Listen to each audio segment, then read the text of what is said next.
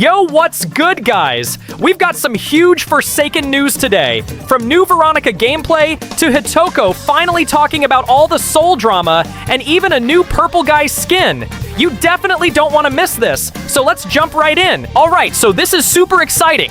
We just got some brand new gameplay footage of Veronica, and it finally gives us a much clearer idea of how her character actually works in Forsaken. In the latest clip shared by Hytoko, we can see Veronica in action as she tries to stun Cool Kid using her skateboard ability. She speeds toward him, lines up her move perfectly, but misses the hit and ends up getting slowed down instead. Now, that might sound like just a small moment, but it actually reveals a lot about how her abilities function. See, her skateboard isn't just for zipping around the map or looking cool, it's also a combat tool. The fact that it can stun enemies means Veronica's skateboard has more than one purpose. So, in a real match, you could use it to escape from danger, or even jump in to help a teammate who's being chased. Imagine sliding in, stunning the killer, and giving your friend just enough time to run. That's a total game changer. What's even more interesting is how smooth the ability looks to use. From what we've seen so far, it doesn't seem overly complicated or tricky to land, which means new players will probably have fun mastering it pretty quickly. But because it's so flexible, both offensive and defensive, it might also make Veronica one of the stronger survivors in the game once she's released. But that's not all we noticed. If you look really closely in the background of the gameplay clip, there's something pretty easy to miss. A piece of graffiti art sprayed on the wall. It looks like a little blue dude tag, and that detail is actually a huge clue. We already knew that graffiti and spray paint were part of Veronica's kit, but this is one of the first times we've actually seen it appear in-game. This confirms that her abilities aren't just about skating fast. They also involve using graffiti strategically. That might mean marking certain areas, setting up traps, or even giving buffs or debuffs depending on where she sprays. We don't know the full mechanics yet, but it's clear her playstyle is going to have a lot of depth. And speaking of visuals, let's talk about her new character icon.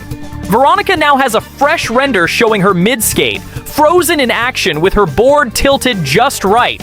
It looks super clean and modern, but Hytoko confirmed it's only a temporary placeholder for now. That means an even more polished version is coming later. Probably something flashier or more detailed to match her final look. Now, let's move on to her skins, because wow. There's a lot to talk about here. We've spotted two new designs for Veronica.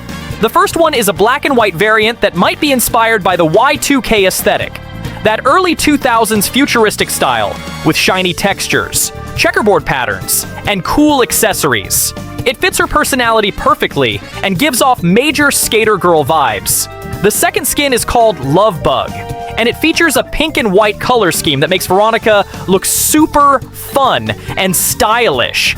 Even though this skin isn't fully finished yet, the skateboard and spray paint can still change. It already looks really polished for an early version.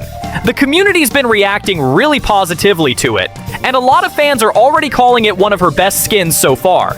Honestly, from everything we've seen, the smooth movement, the graffiti details, and the creative skins, it looks like Veronica is going to be one of the most exciting survivors Forsaken has added in a long time.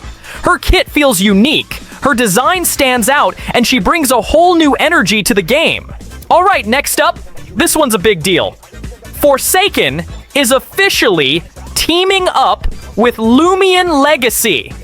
Now, if you've played Lumion Legacy before, you know it's already full of cool creatures and events, but this time, things are getting a little spooky. Starting October 10th, a strange new haunted building is appearing in Trick or Treat's Haunted Woods. That's when the special crossover event officially goes live, and it's got both communities buzzing with excitement.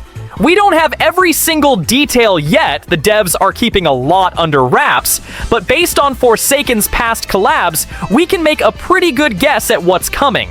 And yeah, you already know where this is going. New skins. Forsaken's collabs almost always include exclusive skins or cosmetics, and this one will probably be no different. Imagine new Survivor outfits, killer designs, or maybe even Lumion-inspired accessories that tie both games together. Both player bases win. Forsaken fans get awesome cosmetics, and Lumion Legacy gets extra attention from a new audience.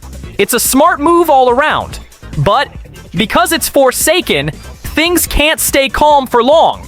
Yep, there's already drama surrounding the announcement. Some players in the Forsaken community aren't too happy about the timing of this collab. They're saying that with all the Soul drama still fresh, the team shouldn't be focusing on partnerships or promotions right now. Basically, the argument is that working on a collab while the controversy is still ongoing feels tone-deaf, or like the devs are trying to distract everyone. Some even said the collab should have been delayed until things cooled off. But here's the thing, and this is really important. This collab was almost definitely planned months ago, way before any of the Soul situation even came to light.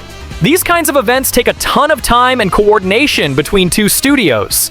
There's scheduling, art direction, code integration, contracts, marketing. It's a huge process. And from the Lumion Legacy team's perspective, this isn't about the drama at all. For them, it's just a fun Halloween event.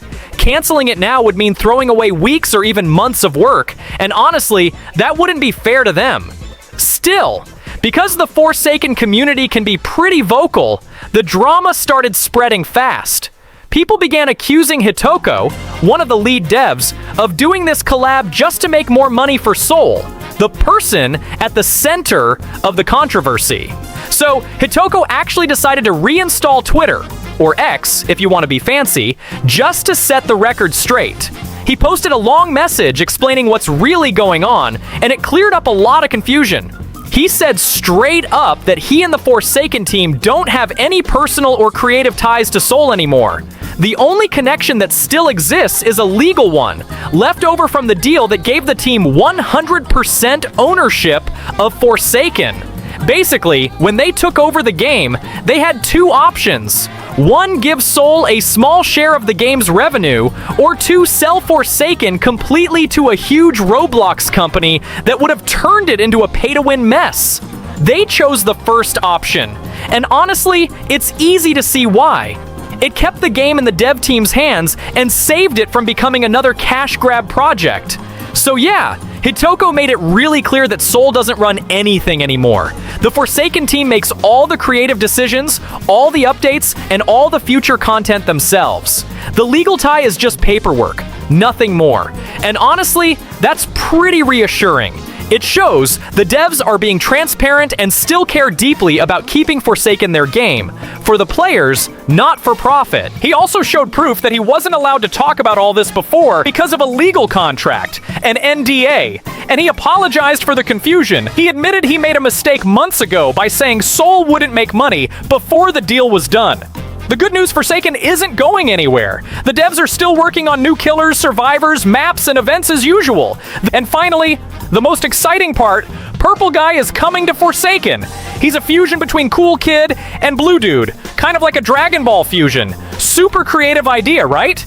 In the teaser, you can actually see them do the fusion dance before turning into Purple Guy. It's such a fun detail, and fits perfectly. We also got to see his design, and it looks amazing. Fans voted for the corrupt version, which is what we'll probably get in-game.